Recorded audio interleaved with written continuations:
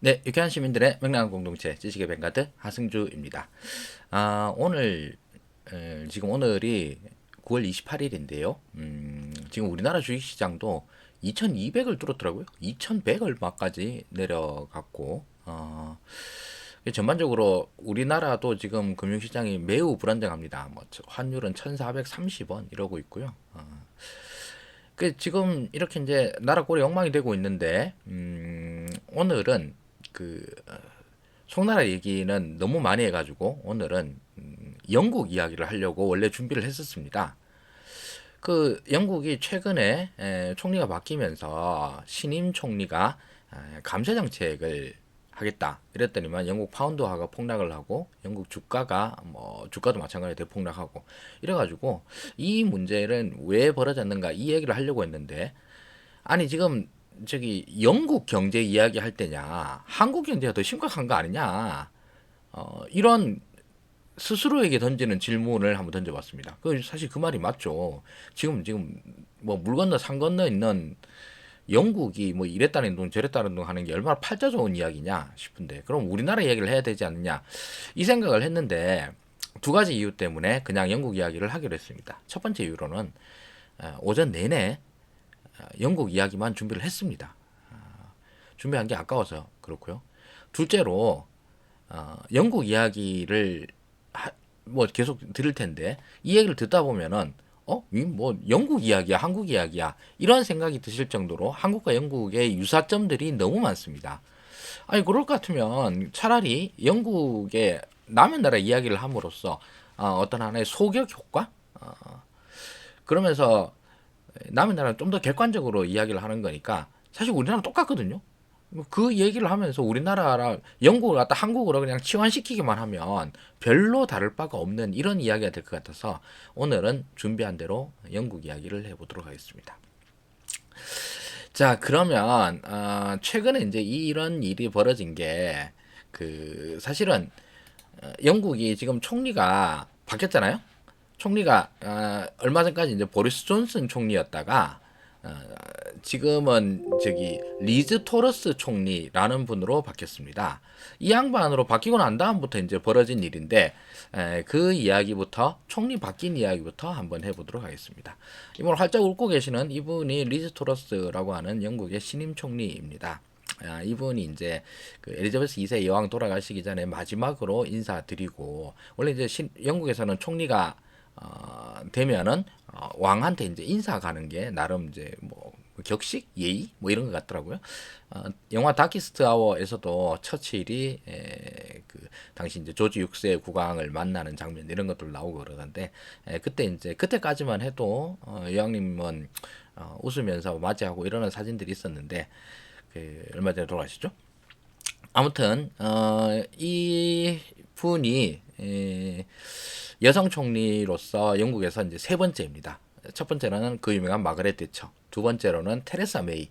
얼마 전에 보리스 존슨 전이 테레사 메이였습니다. 그리고 요번에 이제 리즈 토러스가 총리가 됐는데 이 양반이 정말 인생사가 매우 모든 큰 인물들이 다 그렇지만서도 인생사가 좀 파란만장하더라고요. 그래서 이제 여러 군데에서 이런저런 이야기들이 많이 나왔는데 이 양반 이야기를 잠깐만 좀 해보면은요. 영국에서는 이 리즈 토러스 총리가 나름 변신의 천재, 뭐 카멜레온 같은 그리고 정치적 감각이 매우 놀라운 뭐 이런 사람으로 많이 인식인데 실제로 그렇다고 그럽니다. 대학 다닐 때는 자유당 지지 그러니까 뭐라 그래야 되나 약간 진보 성향 지지자이고 부모님들도 진보 성향 지지자라고 그럽니다. 그러다가 대학 졸업하기 전에 보수당으로 샥 바꿔서 보수당 입당. 그리고 그다음부터 쭉 이제 영국에서 정가에서 쭉 밟아 나가다가 영국에서 최근에 있었던 제일 큰 사건은 역시 브렉시트죠. 브렉시트 투표하기 전까지 반대 캠페인 반대편에 브렉시트 하지 말자 쪽에 서 있다가 딱 결정되고 난 다음에 바로 한 시간도 안 돼서 브렉시트 쪽으로 착 붙음. 뭐 이런 식으로 해서 변신의 천재다 이런 게 있었었는데요. 근데 이제 이러다 보니까 영국 국민들한테서는 그렇게 인기 있는 그 정치인은 아니었다라고 그럽니다. 지금 보리스 존슨 이제 뭐 이런저런 스캔들도 있고 뭐 인기도 없고 뭐 나라 꼴도 뭐 형편없어지고 이러니까, 그리고 또 뭐 코로나 시국 때 뭐 이런 것들도 있고 이래서 보리스 존슨은 도저히 안 되겠다. 그래서 보수당에서는 새 총리를 선출을 하자. 여기 영국은 의원 내각제니까 집권당의 당 대표가 총리가 되는 거죠. 보수당에서는 보리스 존슨가 물러나면은 그 집권당 내에서 새로 당 대표를 뽑으면 그 사람이 총리가 되는 겁니다. 그래서 영국의 총리를 뽑는 것은 첫 번째로 집권당이 어디냐를 결정을 하는 거죠. 보수당이냐 노동당이냐 결정을 하는 거고, 이 총선에서 보수당이 압승을 했습니다. 현재 이제 보수당이 절대 다수인 상태이고요. 여기서 보리스 존슨이 물러났으니까 새로 당 대표를 뽑는 과정인데, 이때에는 당원 투표입니다.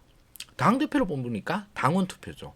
우리나라처럼 뭐 여론조사를 한다라든가 뭐 일반 국민들 뭐 저기 투표 참여를 한다든가 이런 거 없습니다. 당 대표는 당원이 뽑는 거지가 되어서 하는데, 일반 국민한테 인기가 없다 그러면 당원들한테 사실 별로 인기가 없습니다. 당연히. 그래서 처음에 이제 수상 후보로 5명이 경선에 붙었는데 5명 중에 5등 했었어요. 그 5등 했던 데를 당원 투표를 한 번 거치면서 꼴등 탈락 이래가지고 1, 2등 딱 남겨놓고 1, 2등 사이에서 결정하는 방식인데, 여기에서 이 리즈 트러스 총리가 놀라운 그 정치력을 발휘를 해가지고 계속 살아남고 해서 1, 2등 싸움이 되고 난 다음에는 그다음부터는 자기가 이겨버린 거죠. 이 과정에서 저도 뭐 이 과정을 뭐 나중에 알았었는데, 보리스 존슨이 사실 국민들한테 인기가 없어서 물러난 거였지 않습니까? 그러면 여기에서 반면 국민들 말고 보수당 당원들 입장에서는 어땠을까요? 당원들 입장에서는 조금 다를 수 있다라는 거죠. 당원들 입장에서는 그래도 저 양반 때문에 그 힘들다고 하던, 절대 안 될 것 같았던 그 브렉시트를 성공시켰잖아. 뭐 이런 것도 있고. 그리고 그래도 우리 당 대표였는데, 1등과 2등이 이제 1등은 당시에 이제 리사 수닉이라고 당시 영국의 재정부, 기획재정부 이쪽에 장관을 하던 인도계 남성이었고, 이 이번에 총리가 된 리즈 토러스는 뭐 영국 백인 가장 출신이죠. 영국 백인 가장 출신의 외교부 장관 출신이었습니다. 둘 다 이제 보리스 존슨 내각에 있던 사람들인데, 리사 수닉은 그 재정 쪽으로는 거의 천재라고 이야기를 들었던 사람입니다. 와, 뭐 저런 천재가 다 있나? 그 인도계가 뭐 천재다라고 하는 속설이 뭐 맞는 것 같아요. 인도 사람들 중에 천재 진짜 천재잖아요. 그리고 이제 지금 현재 문제도 영국에서는 지금 제일 큰 문제가 경제 문제니까, 이 문제를 해결하는 데는 기획재정부 장관 출신이 더 낫지 않겠느냐. 이래서 이 사람이 처음에는 뭐 압도적인 수치로 1등을 달리고 있었어요. 근데 이 사람은 보리스 존슨을 까는 입장이었습니다. 당신 그렇게 해서 안 된다. 내가 해야 되겠다. 라고 나오는 입장이었고, 리즈 토러스는 아니 그래도 나는 되면은 우리 보리스 존슨 총리의 정책을 그대로 계승하겠어. 나는 우리 총리 엄청 좋아해. 이렇게 붙은 겁니다. 그래서 막판에 1, 2등 투표가 되니까 리즈 토러스가 이겨버린 거죠. 왜냐하면 당원 투표니까. 당원들은 일반 국민들과는 달리 전임 총리인 보리스 존슨 총리를 별로 싫어하지 않았던 거죠. 별로 안 싫어하는데 자꾸 까는 리사 수닉, 저 사람 안 되겠어. 리즈 토러스는 보리스 존슨을 계속 이제 뭐 밀고 가겠다, 계승하겠다 이러니까 이쪽을 선택해야 되겠어 해서 사실 아슬아슬하게 이겼습니다. 이기고 난 다음에 그럼 이제 보수당에 원래 늘 하던 정책을 그대로 밀고 나가겠다. 이게 이제 신임 총리의 어떤 일관된 기조이겠죠. 그리고 경선 과정에서도 늘 했던 이야기겠습니다. 우리는 감세다. 보수는 감세지. 그래. 영국 국민 여러분들, 높은 세금 때문에 얼마나 고생이 많으십니까? 제가 감세로 여러분들의 어깨를 가볍게 해드리도록 하겠습니다. 이걸로 당선이 됐어요. 자, 근데 그러고 난 다음에 총리가 되고 난 다음에는 되자마자 지금 현재 이게 보고 계시는 게 이제 영국 파운드 달러, 그러니까 파운드가 환율인데요. 2014년도에 파운드화가 제일 높았을 때는 그 1파운드당 달러가 1.7달러였는데 지금 1파운드 대 1.0달러. 그럼 이게 산술적으로 얘기를 하면 최고점에서 직전 고점에서 뭐 거의 얼마입니까? 거의 뭐 반토막 났다는 소리죠. 이 말은 예전에 비해서 제일 높았을 때에 비해서 그 영국 파운드화의 가치가 3분의 1 이상이 날아갔다는 소리입니다. 3분의 1 이상이 날아갔어. 3분의 1이 뭐야? 그 정도가 날아갔다는 상태이고, 얼마 전과 비교를 해봐도 1,300원 이 정도, 아니 1,300이 아니다. 1.3달러에서 1.0달러가 됐으니까 직전만 해도 한 20, 30% 정도가 이렇게 날아간 거죠. 자, 이렇게 되니 이게 뭐야? 이렇게 된 거죠. 갑자기 영국 국민들이 얼마 전 한 두어 달 전에 비해서도 갑자기 영국 국민들은 30% 이상 가난해져 버린 겁니다. 이게 웬일이야? 당연히 뭐 환율만 이런 게 아니라 환율이 이 모양 이 꼴이 된다고 그러면 주가는 뭐 엉망진창이 되는 거죠. 주가도 마찬가지로 엉망진창이 됩니다. 자, 그런데 이 얘기를 하는 걸 우리나라는 어떠냐? 우리나라는 이게 네이버에서 끌고 온 건데, 네이버에서 그래프는 이 영국 파운드화는 파운드 대 달러고 우리나라 원달러 원대 달러 이래가지고 그래프 모양이 바뀌었는데, 우리나라도 똑같습니다. 똑같이 5년치로 비교를 해봤는데, 우리나라 최고로 환율 좋았을 때가 2014년도에 1달러당 1,000원이었는데 지금 1,400원이 됐죠. 뭐 이걸로 하면 직전 고점에서 비하면 한 40% 정도. 우리나라도 2014년도에 비하면 달러로 살 수 있는 물건의 양이 이제 40%가 줄은 거니까 40%만큼 가난해졌다라고 봐도 됩니다. 자, 한국과 영국의 환율이 똑같이 움직이고 있습니다. 둘 다 지금 나락으로 가고 있습니다. 왜 그러느냐? 자, 지금 신임 총리가 됐어요. 영국의 신임 총리가 들어섰습니다. 그럼 영국에 지금 현재 당장 해야 될 일이 뭐겠느냐? 뭐 이거는 영국의 신임 총리뿐만 아니라 한국의 신임 대통령도 똑같은 말이죠. 똑같은 말인데 영국은 조금 다른 것들이 몇 개 있습니다. 첫 번째로는 인플레이션입니다. 이거 인플레이션 이거 어떡할 거예요, 이거. 우리나라보다 영국이 더 심각합니다. 환율도 우리나라 환율이랑 뭐 똑같습니다만, 영국은 그 일단 수입을 더 많이 합니다, 우리나라보다. 그러니까 수입품의 비중이 더 높기 때문에, 우리나라는 그러면 수출도 많이 하잖아요. 영국은 수입이 더 많다 보니까 인플레에 대한 이 영향이 더 커집니다. 그리고 유럽 전체를 뒤흔들고 있는 러시아 우크라이나 전쟁, 영국도 러시아 우크라이나 전쟁에 아주 깊이 개입해 있습니다. 그래서 우크라이나를 열심히 돕고 있습니다.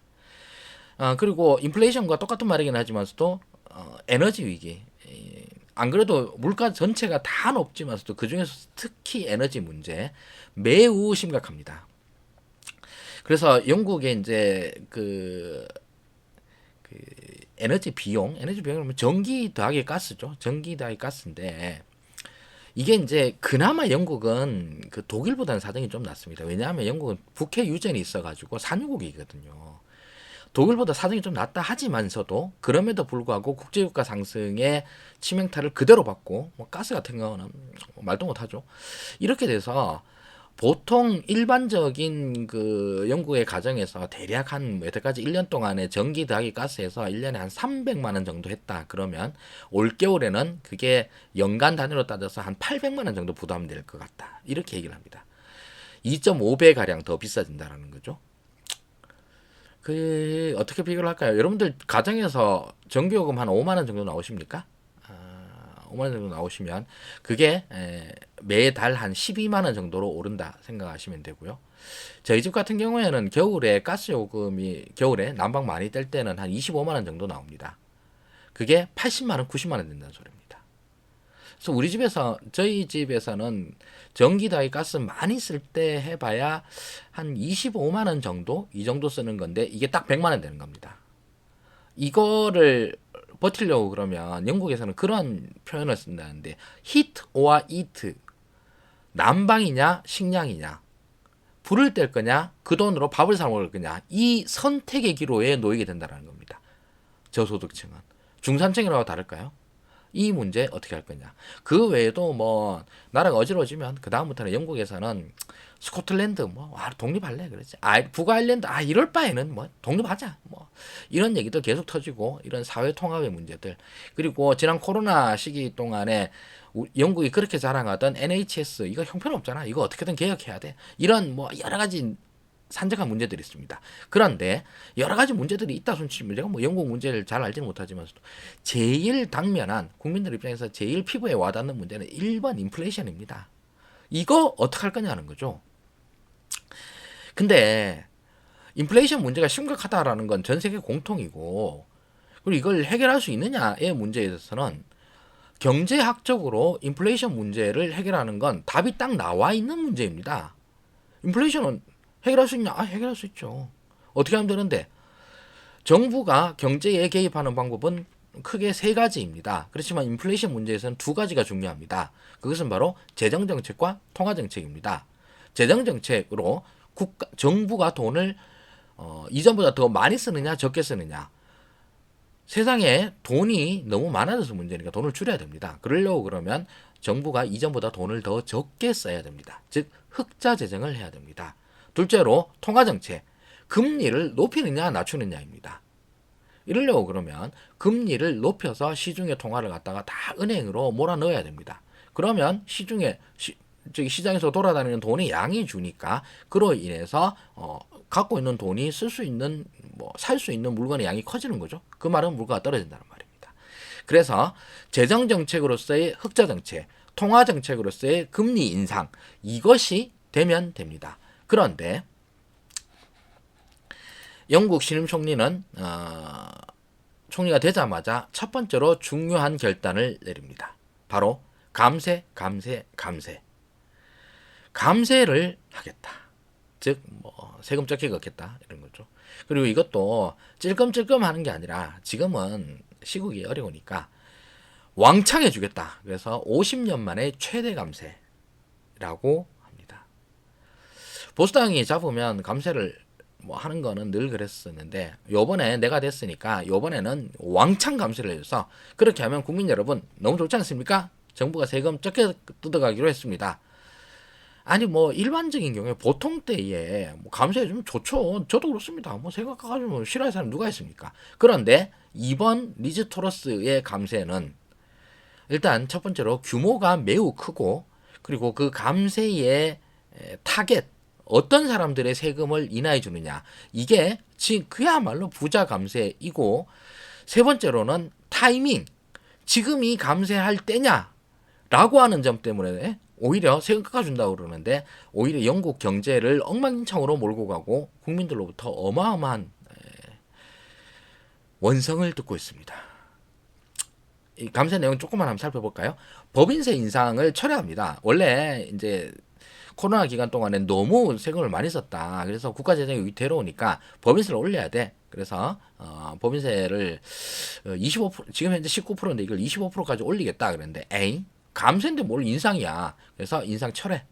그리고 소득세 이거는 기본세율 원래 제일 최하 기본세율도 낮추고 최고세율 연평균 연봉이 한 2억 이상이다 이러면 이제 세금이 세잖아요. 이쪽 그 최고세율 구간을 아예 삭제해 버립니다. 즉 부자들에게 감세 효과가 집중이 되는 거죠. 그리고 각종 부동산 세금 특히 이제 취등록세 이 부분인데 영국에서도 예를 들면 2억 정도 2억 이상 되는 집을 살 때는 인지세라고 하는 취등록세죠. 이걸 내는 게 있었었는데 이건 2억에서 한 3억 정도 이 정도부터 이제 내라고 하겠다. 즉 부동산 세금도 인하를 하는 거죠.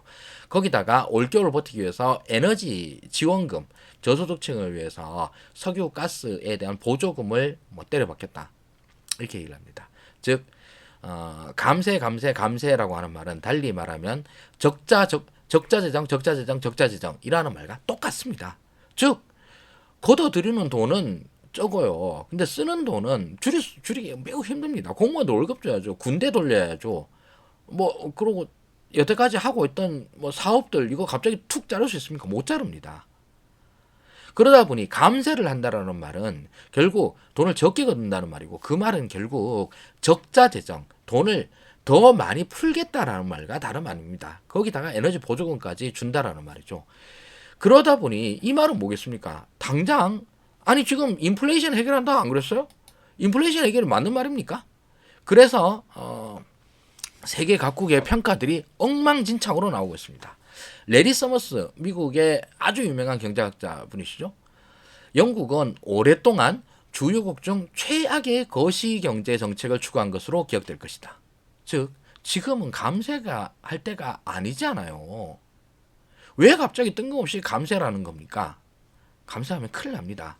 즉 최악의 거시경제 정책 감세 까는 말입니다. 마틴 울프 이 양반은 영국 파이낸셜 타임즈의 칼럼니스트인데 이분은 정말 경제 쪽 칼럼니스트 중에서는 제일 유명한 분입니다. 감세 정책이라고 하는 이거는 그 공급 사이드를 개혁한다라는 말이거든요. 그래서 감세를 통한 공급 측면의 개혁 약속은 환상이다. 그렇지만 재정과 경제에 미치는 위험은 현실이다. 환상과 현실 이렇게 이제 딱 대비를 해놨는데 마틴 울프 말이 진짜 전곡을 찌릅니다. 이 양반이 그냥 경제를 잘한다 수준이 아니라 경제 잘하는 사람 많죠. 근데 이 양반은 어떤 표현력이나 이런 거에 있어서도 거의 세계 제일입니다. 이 말이 그냥 딱입니다.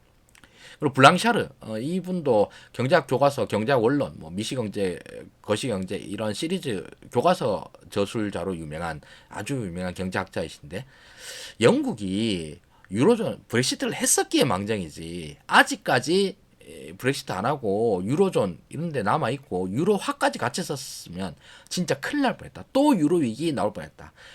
영국이 이지랄을 하면 이것 때문에 유럽 전체가 다 나락으로 갈 뻔했는데 그나마 다행이다. 영국 너 혼자 나락으로 가라 라는 소리입니다. 폴 도노번이라고 저는 처음 듣는 사람인데 이 양반은 UBS 스위스은행이죠. 여기에 이제 수석 에코노미스트라는데 이 양반 영국 보수당은 종말론 사이비교이다. 이 말은 할 줄 아는 소리가 감세밖에 없는 사이비교나 마찬가지다라는 겁니다. 이렇게 진짜 뭐 전 세계적으로 혹평이 나왔고 이거는 뭐 소위 말하는 유명한 사람들의 말인데 이거보다 더 한 게 사실은 뭐겠습니까? 뭐 주가랑 환율 이걸로 보면은 뭐 굳이 뭐 이런 사람들 얘기 안 거 안 봐도 되죠. 그냥 그래프로 보면 다 나오는데. 근데 감세가 왜 이렇게 안 좋은 선택이냐라고 까느냐 하면 자 지금 이제 물가가 오른다라고 하는 말은 수요와 공급이라고 하는 측면에서만 살펴봅시다. 물가가 오른다 이 말은 수요가 늘어나서 물가가 오를 수도 있고 공급이 줄어서 물가가 오를 수도 있습니다. 지금 현재의 문제는 뭘까요? 수요 예전보다 뭐 늘 조금씩 느는 거지만서도 수요가 지금 막 경기가 좋아서 확 느린다 이런 건 아니잖아요. 공급 쪽의 문제입니다. 공급이 줄어서 문제입니다. 뭐 때문에 줄었어? 첫째로 러시아 우크라이나 전쟁이 제일 크죠.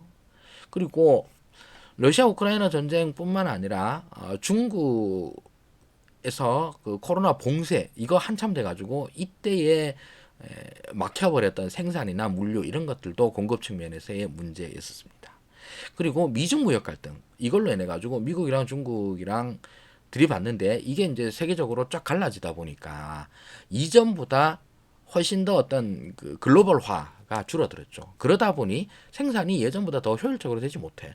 옛날에는 뭐 중국 부품 사가지고 쓰거나 아니면 중국이 미국 부품 사가지고 쓰거나 이래 되면은 전체적으로 뭐 생산도 더 많이 할 수 있고 그래서 더 가격을 싸게 할 수 있었는데 지금 그게 안 되는 게 너무 많아. 그래서 공급이 줄어드는 것이었죠. 그러다 보니 공급을 늘리면은 물건이 많아지는 거. 물건이 많아지면 물건값이 싸지고 이런 거 아니냐. 공급 측면을 개혁하자.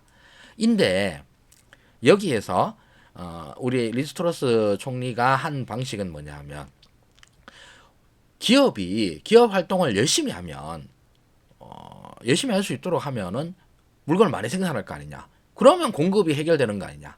기업이 물건을 많이 생산하게 하려고 그러면 세금이 너무 많아서 못하는 거야. 그리고 여러 가지 정부 규제가 많아서 못하는 거야. 그래서 세제 혜택 왕창 주고 규제 개혁 해가지고 기업 규제 왕창 풀어주고 이러면 되는 거 아니냐 해서 이쪽을 풀어줘서 공급을 늘리겠다라고 하는 것입니다. 근데 영국 기업들이 뭐 공급을 많이 못하는 것은 이게 세금이 비싸서일까요?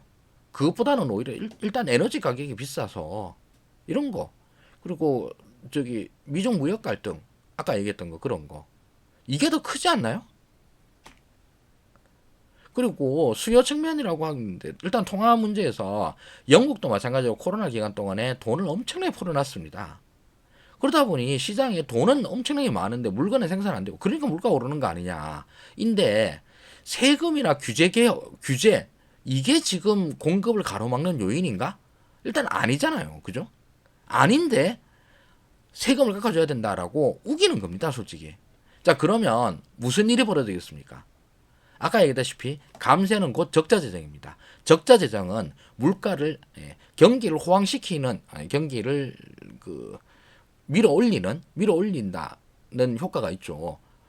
정부가 세금을 시장에다 막 밀어 넣으니까, 돈을 막 푸니까 그 돈으로 이렇게 해서 경기가 좋아진다 말인데, 그 말은, 경기가 좋아진다는 말은 듣기 좋은 말이면서도 지금 현재에서는 물가를 더 올리는 이런 역할을 하게 될 것입니다.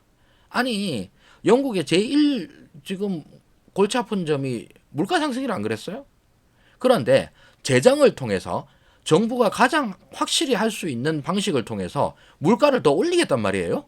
말이 됩니까? 둘째로, 이렇게 적자 재정, 재정을 적자로 한다, 돌린다라는 말은 영국 그 저기 세입보다 세출이 많다는 말이니까 비는 부분이 생기잖아요. 모자란 거 어떻게 했습니까? 빚내야죠. 그 빚내는 게 바로 국채입니다. 국채를 지금보다도 더 많이 발행을 해야 된다라는 말이죠. 당장 내년에 뭐 600억 파운드인가 새로 발행을 해야 된다는데, 그 말은 영국의 채권이 시장으로 와르르 밀려든다는 소리입니다.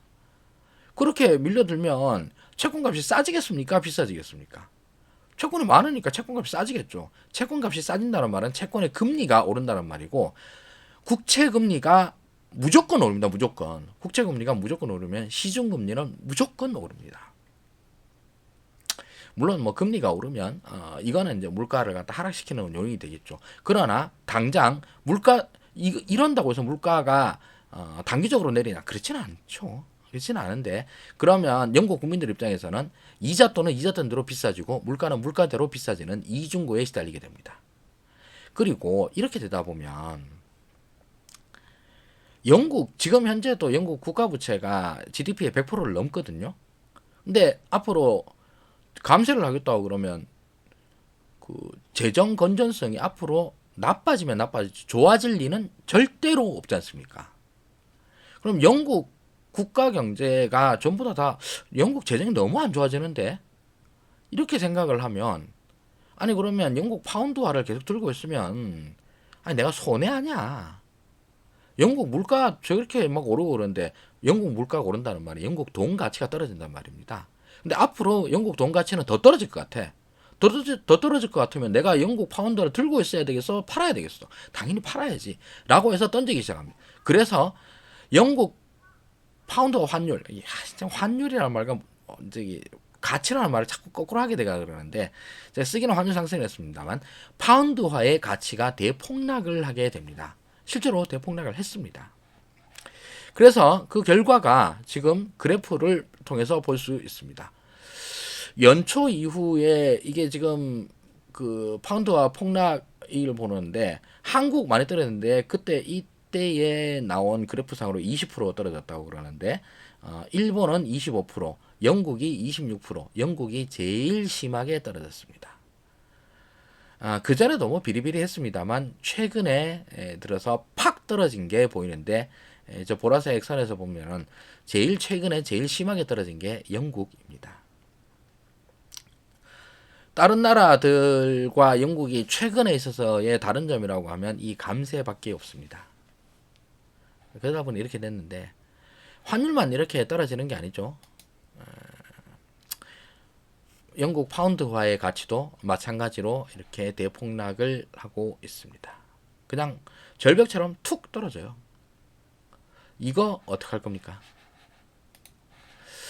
자, 그래서 지금 리즈 토러스 총리의 이런 감세 정책은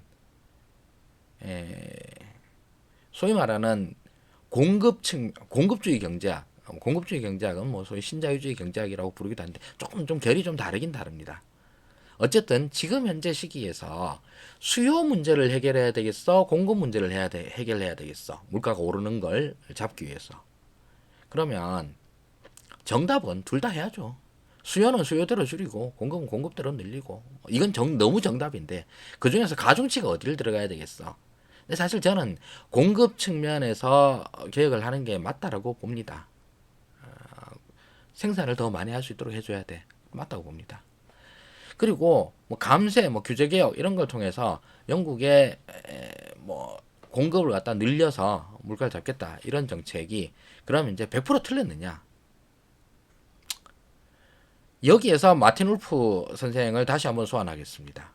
그렇게 감세와 규제 개혁을 통해서 공급 측면을 개혁하여 공급 측면을 더 활성화시켜 공급을 더 많이 하게 만들어서 물가를 낮추겠다라고 하는 것은 매우 장기적이고 사실 불확실하다.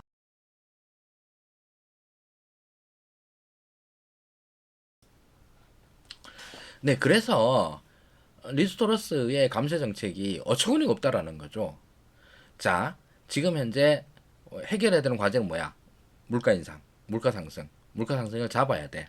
물가 상승을 잡으려고 그러면 수요를 개혁해야 돼, 공급을 개혁해야 돼. 둘 다 해야 되지만 공급 쪽을 하는 게 맞는 것 같아.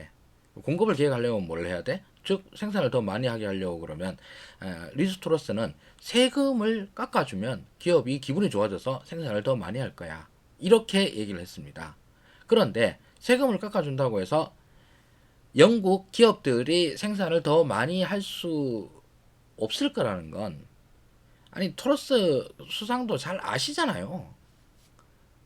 지금 공급이 잘 안 되고 있는 이유가 그것 때문이 아니라는 것도 너무 뻔한 일 아닙니까? 그런데 그렇게 감세 정책을 하겠다. 그럼 일단 뭐 제일 첫 번째 나오는 거 세금 들어오는 세금 줄었으니까 영국 정부가 가난해지겠죠. 영국 정부가 가난해지면 영국 정부를 사람들이 못 믿게 되겠죠. 영국 정부를 못 믿으면 영국 파운드화에 대한 신뢰도가 떨어지고 파운드화를 팔아치우고 파운드화의 가치가 떨어지고 파운드화의 가치가 떨어지면 파운드화로 살 수 있는 물건의 양이 줄어들고 그러면 영국 파운드화로 산출되는 물가는 더 오르지 않습니까? 이걸 감수하더라도 감세를 하겠다라고 하는 건 종말론적 사이비교의 다름 아닙니다. 영국의 보수당은 소위 토리라고 불리기도 하고 그게 뭐 왕당파죠, 왕당파. 지금은 뭐 왕당파라고 하긴 그렇지만서도 이 현대의 왕당파들은 부자교 아닙니까? 부자교. 아 그래 뭐 부자를 들을 이렇게 감시해주고 하는 게 할 수도 있다고 보는데 뭐 시와 타이밍은 좀 맞춰야죠. 지금 이 최악의 시기에 이런 선택을 해가지고 이런다고 해서 부자들은 좋아한답니까? 영국 부자들은 자기가 가지고 있는 파운드화 자체가 30% 떨어졌어요. 이걸로 인해서 영국 부자들도 똑같이 30% 가난해진 겁니다. 이런 얘기를 계속하면서 계속 생각나는 것은 대한민국의 상황입니다. 대한민국은 어떻습니까? 다른가요? 윤석열 정부도 똑같은 얘기했습니다. 리스토러스 정부와 윤석열 정부의 차이는 영국 정부가 좀 더 화끈했고 그래서 좀 더 시장의 반응이 우리보다 조금 더 확실했다는 것밖에 없습니다. 근데 우리도 지금 뭐 이 정도로 이렇게 폭락하는 거 보니까 영국에 다를 것도 없네요. 뭐 이렇게 아니 뭐 제가 오늘 드린 말씀이 어려운 이야기가 하나도 없었습니다. 그리고 고등학교 경제 수업 시간에 배우는 내용 정도로도 충분히 이해 가능한 이런 정도의 수준이었습니다. 이걸 영국과 한국의 정부가 똑같이 추진하고 있다라는 것은 설명할 수 있는 이론은 하나밖에 없습니다. 둘 다 종말론적 사이비교에 빠져 있기 때문입니다. 그거 말고 뭐라고 해석하겠습니까? 늘 하던 대로 우리는 감세파니까 감세해야지. 이걸로도 설명하기 힘들 정도의 이상한 땡꼬집이고 그로 인한 결과 책임은 뭐 영국 국민과 한국 국민들이 함께 지금 현재도 나누어지고 있는 중입니다. 네, 오늘 주가 빠지는 걸 보면서 매우 우울한 심정으로 남의 나라 이야기, 영국 이야기 좀 해봤습니다. 중간에 약간의 방송 사고가 있어서 편집을 통해 방송 화면을 합치느라고 약간 앵글 변화가 있을 수 있는데 요점 양해해 주시기 바랍니다. 지금까지 시청해주셔서 대단히 감사합니다. 지식의 뱅가드 하승주였습니다. 고맙습니다.